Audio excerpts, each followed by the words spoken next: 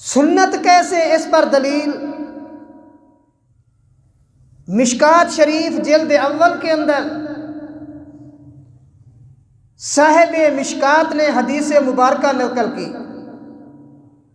صحیح بخاری شریف میں امام بخاری رحمۃ اللہ علیہ نے ایک حدیث مبارکہ نقل فرمائی۔ حضرت انس رضی اللہ تعالی عنہ جس کے راوی ہیں، حضرت انس فرماتے جاء ثلاثۃ رہط الی ازواج النبی صلی اللہ علیہ وسلم یسألون عن عبادت النبی صلی اللہ علیہ وسلم۔ 3 صحابی حضور اکرم صلی اللہ علیہ وسلم کے تابع داروں میں سے، وفاداروں میں سے، فرما برداروں میں سے، جانثار تابع دار سارے صحابہ تھے۔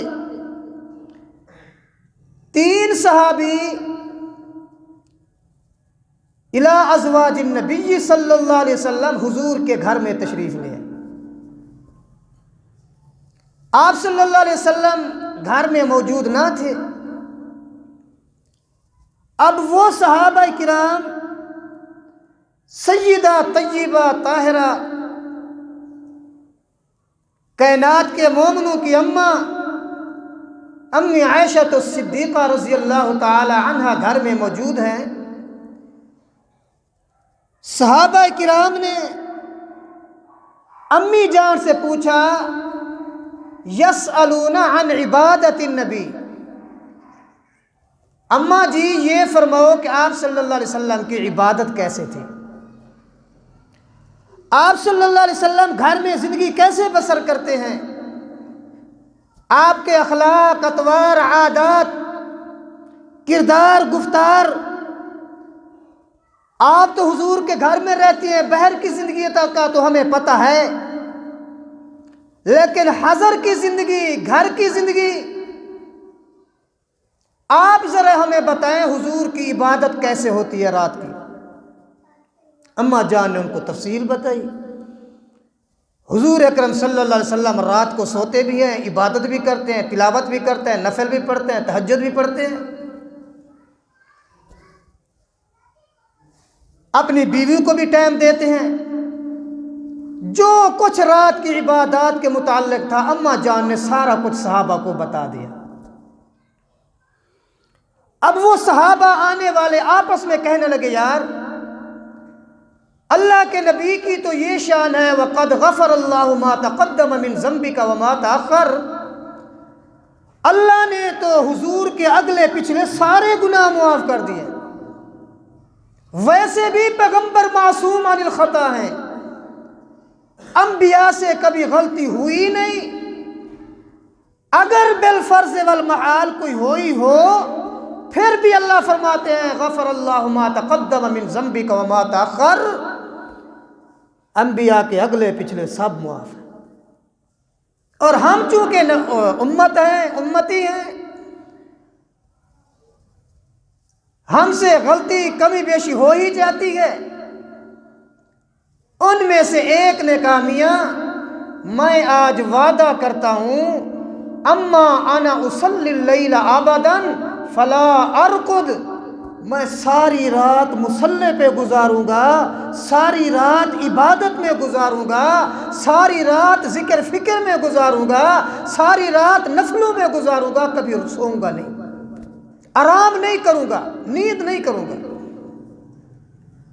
اماں جان نے اس صحابی کی بات سنی، محفوظ کر لی، یاد کر لی، اچھا اس کا یہ وعدہ ہے۔ دوسرا شخص وہ کہنے لگا کہ میں بھی وعدہ کرتا ہوں اما انا اصوم النہار ابدا ولا افطر، میں ساری زندگی روزے رکھوں گا، کبھی روزہ چھوڑوں گا نہیں، ترک نہیں کروں گا، ہمیشہ روزہ، گرمی سردی خوشی غمی ہر حال کے اندر روزے ہی روزے رکھوں گا، صحت ہے بیماری ہے جو کچھ بھی آئے گا، انا اصوم النہار ابدا، ہمیشہ روزے رکھوں گا، کبھی چھوڑوں گا نہیں۔ اما عائشہ صدیقہ نے اس کی بات بھی سن. تیسرے نے کہا جو میرے موضوع سے جس کا تعلق ہے، جو سنت آپ کو بتانا چاہتا ہوں، تیسرے شخص نے کہا وہ تو اللہ کے پیغمبر تھے، معصوم عن الخطا تھے، حضور نے اللہ کے حکم سے نکاح کیے ہوں گے، یا کوئی دینی وجہ ہوگی، شریعت کی وجہ ہوگی. ہم چونکہ گناہ گار ہیں، سیاہ کار ہیں، بدکار ہیں، امتی ہیں، لہٰذا میں یہ وعدہ کرتا ہوں اما انا اعتزل النساء فلا اتزوج ابدا، میں ساری زندگی کبھی نکاح نہیں کروں گا، شادی نہیں کروں گا، ہمیشہ غیر شادی کروں.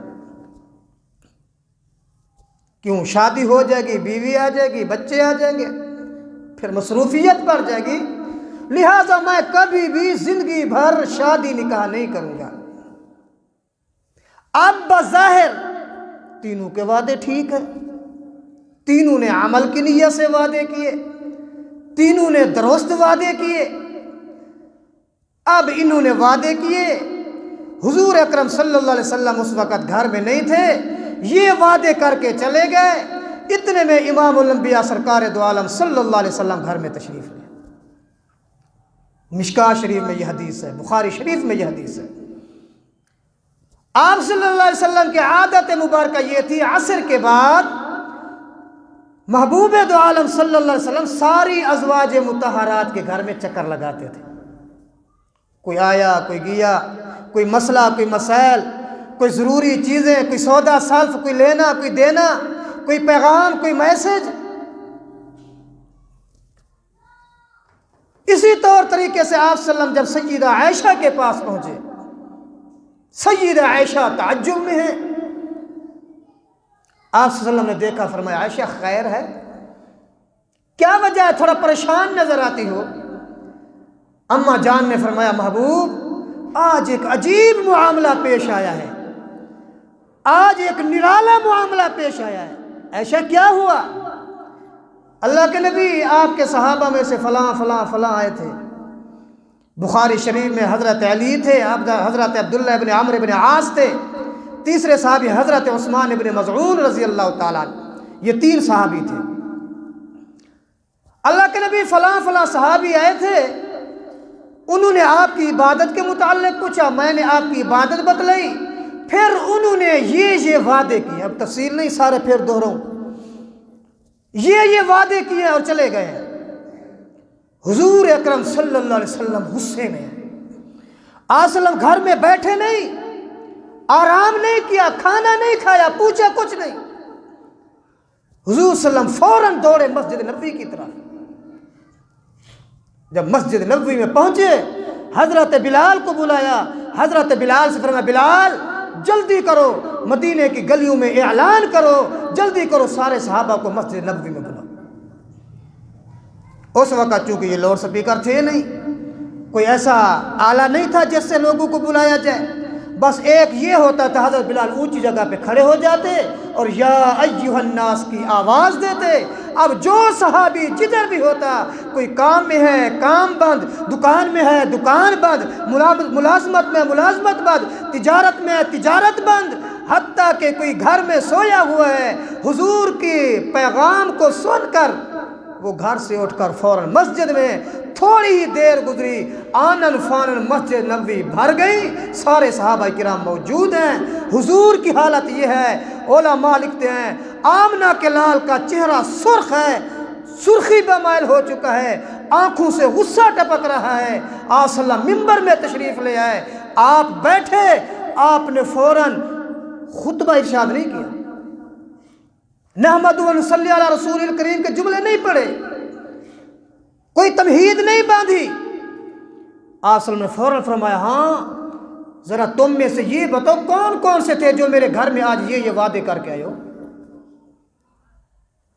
کس کس نے میرے گھر میں جا کر سیدہ عائشہ سے وعدے کیے؟ جلدی کھڑے ہو جاؤ. 1 مرتبہ، 2 مرتبہ، 3 مرتبہ.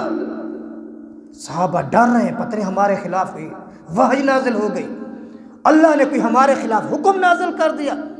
کانپ رہے ہیں، ڈر رہے ہیں، کھڑے ہونے کے لیے تیار نہیں.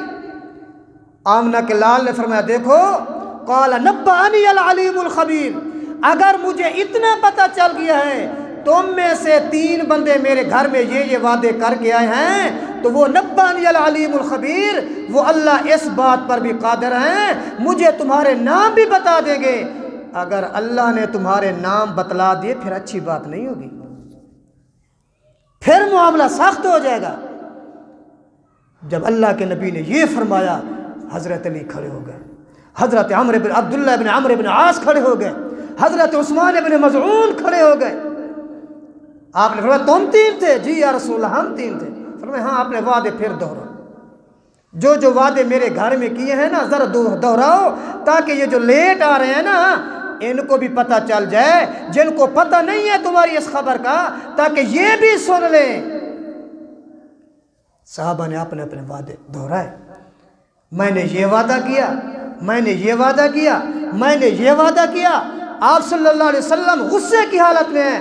آپ نے فرمایا میاں تو کہتا ہے اما انا اصلی اللیل ابدا فلا ارقد، ساری رات سوؤں گا نہیں، نیند نہیں کروں گا، آرام نہیں کروں گا، ساری رات عبادت کروں گا۔ میں رب کا نبی ہوں، رب کا حبیب ہوں، امام الانبیاء والمرسلین ہوں، سارا کچھ ہوں، لیکن میری تو یہ حالت ہے اما انا اصلی و ارقد، میں نبی رات کو سوتا بھی ہوں، میں نبی رات کو عبادت بھی کرتا ہوں۔ کیا تو میں نبی سے بھی زیادہ عبادت گزار آگے؟ تو میرے سے بھی زیادہ نیک بننا چاہتا ہے؟ دوسرے سے فرمایا اور تو یہ کہتا ہے کہ میں اما انا اصوم النہار ابدا فلا افطر، ساری زندگی روزے رکھوں گا کبھی چھوڑوں گا نہیں۔ کیا تو میں نبی سے زیادہ نیک ہے؟ حالانکہ میں نبی کی تو یہ شان ہے اما انا اصوم و افطر، میں نبی کبھی روزہ رکھتا بھی ہوں کبھی چھوڑتا بھی ہوں۔ نبی صلی اللہ علیہ وسلم کی عادت تھی عام طور پر آپ پیر کا، سوموار کا اور جمعرات کا روزہ رکھتے تھے۔ آپ صلی اللہ علیہ وسلم نے روزے کے فضیلتیں بیان فرمائی، روزے کی فضائل اپنی جگہ۔ اللہ پاک خود فرماتے ہیں الصوم لی وانا اجزی بھی، روزہ بندہ میرے لیے رکھتا ہے، اس کی شان یہ ہے اس کو اجر خود میں عطا کروں گا۔ لیکن جو صائم الدہر بنے گا، ہمیشہ روزہ، خوشی ہے روزہ، غمی ہے روزہ، سردی ہے روزہ، گرمی ہے روزہ، بیماری ہے روزہ، صحت ہے روزہ، ہر حال میں جو نفلی روزوں کا اہتمام کرے گا، اللہ کے نبی نے فرمایا اس کے روزے قبول نہیں ہیں۔ اور تیسرا جس کا تعلق آج کے میرے موضوع سے ہے، تو کہتا ہے کہ اما انا اعتزل النساء فلا اتزوج، میں ساری زندگی غیر شادی شدہ رہوں گا، نکاح نہیں کروں گا۔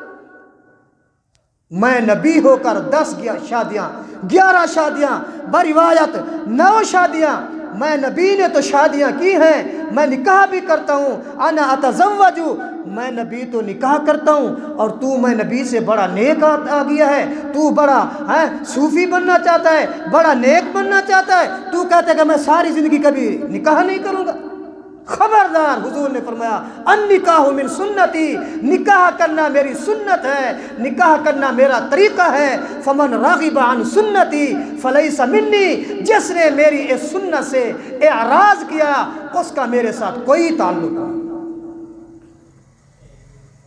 اس کا میرے ساتھ کوئی تعلق نہیں۔